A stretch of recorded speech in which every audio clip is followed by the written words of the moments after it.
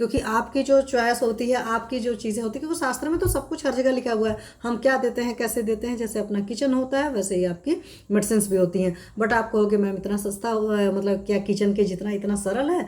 आयुर्वेद चिकित्सा वाकई सरल है, अगर आप पढ़ते हैं और उतने ही विश्वास के साथ आप यूज़ करते हैं तो। हाँ, उल्टा पुल्टा नहीं करना है, हमें ये ना हो कि कोई क्वालिटीज़ नहीं पता है और हमने अंधेरे में तीर मारा। जो मैंने बोला था ना, गुड़ाक्षर नया अपने यहाँ बोलते हैं कि घुन चल गया और अक्षर बन गया, वो वाला काम बिल्कुल नहीं करिए। तो इसी वजह से मैंने वो किया। अब अगर इसके यूजेस की अगर आप बात करें तो हर प्रकार के ज्वर में दे सकते हो। तो हर तरह के फीवर में आप गिलोय घनबटी अच्छे से, या सनसमनी बटी को आप बहुत बढ़िया से दे सकते हैं।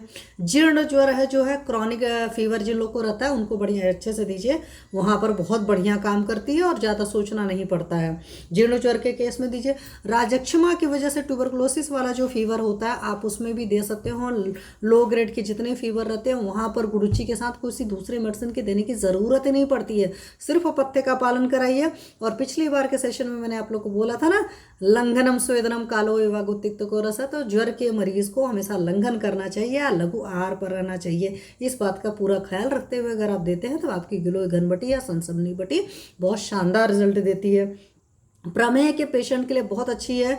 मैंने अपना अनुभव भी जब गिलोय का सेशन लिया था तो आप लोग से अपना अनुभव भी शेयर किया था कि एक पेशेंट थी और लोअर सोशियोइकोनॉमिक लेवल की थी, उनको टाइफाइड हुआ था, उसके बाद भी कुछ तकलीफ थी, एलोपैथी बंद हो चुकी थी। तो मैंने कहा कि भाई आप ये लीजिए, और विद इन 3 to 4 डेज इतना बढ़िया रिजल्ट आया। मतलब अभी ये रिसेंट का हार्डली 3-4 महीने का केस है।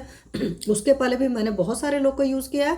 मेरे सेशन में जाकर सुनिएगा, मैंने वो एक्सपीरियंस भी शेयर किया है। ऐसे लोग रहे हैं जिनके अंदर ऊंड वगैरह की प्रॉब्लम रही है और कुछ ना कुछ चलता रहा है, तो और बहुत गरीब मरीज रहा है, तो उन सारे लोग को मैं बोलती थी गिलोय सोरस लीजिए। बट गुरुची घनबटी की मैं बात करें, हालांकि गिलोय सोरस उससे ज़्यादा काम करता है, जो मेरा अपना पर्सनल अनुभव मैं आपको बता रही हूँ। श्वेत प्रदर है, लिकोरिया के जितने पेशेंट हैं उनको आप बहुत अच्छे से सनसमनी बटी या गिलोय घनबटी दे सकते हैं। क्यों? श्वेत प्रदर में सही से समझेंगे तो रस गत जो धातु है या रस धातु है, उस गत मतलब परेशानियां ज़्यादा होती हैं। तो श्वेत प्रदर वगैरह के केसेस में, लिकोरिया के केसेस में वो बहुत बढ़िया काम करती, क्योंकि हमारी गिलोय घनबटी रस धातु पर बहुत बढ़िया काम करती है। मंदाग्नि है, लो डाइजेस्टिव फायर है, पेशेंट को अच्छे से चला सकते हैं, ज़्यादा सोचने की ज़रूरत नहीं, उतनी उष्णवीर है कि अग्नि पर वो कर लेगी। अब ये कहिए कि आप जी बड़ा बड़ा भारी भारी खाना खाएंगे और फिर कहेंगे गिलोय घनबटी लिया हमने और तकलीफ आई, तो ये नहीं चलेगा भाई, है ना। थोड़ा सा नियम कानून के साथ रहेंगे तभी दवाएं औषधि काम करेंगे, क्योंकि औषधि के पाक के लिए या औषधि के एक्शन के लिए भी आपकी डाइजेस्टिव फायर, जो आपके अंदर की अग्नि है, उसकी ज़रूरत पड़ती है, समझे आप।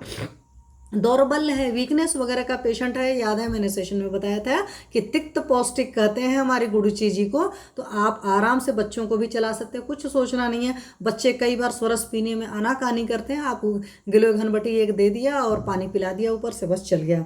पांडु रोग है, एनीमिया के जितने पेशेंट्स हैं उनको आप बहुत अच्छे से दे सकते हैं, और एनीमिया के पेशेंट्स में भी बहुत शानदार रिजल्ट आते हैं। आप दीजिएगा और देने के बाद में अपना रिजल्ट मेरे साथ शेयर करिएगा, ठीक है। बल कारक है, मैंने पहले ही बता दिया, और रसायन गुणयुक्त है। अगर आप पलटेंगे तो आपको पता चलेगा कि शास्त्र हमारा कहता है रसायन, बहुत सारी औषधियाँ ऐसी हैं जो उनका गुण रस गुण वीर विपाक है, उसके अलावा उनका एक रसायन प्रभाव है। और रसायन औषधियों के साथ एक बड़ी अच्छी ब्यूटी ये होती है कि आप उन रसायन औषधियों को लॉन्ग टर्म तक चला सकते हैं, आपको ज़्यादा कुछ सोचने की ज़रूरत नहीं पड़ती है। तब पर भी 1% पेशेंट में कुछ भी तकलीफ हो जाती है तो उसके लिए तैयार हमेशा रहना चाहिए। निरापद है तब पर भी मैं यही कहूँगी, निरापद है, दीजिए, बड़े प्यार से दीजिए, ठीक है। चलिए।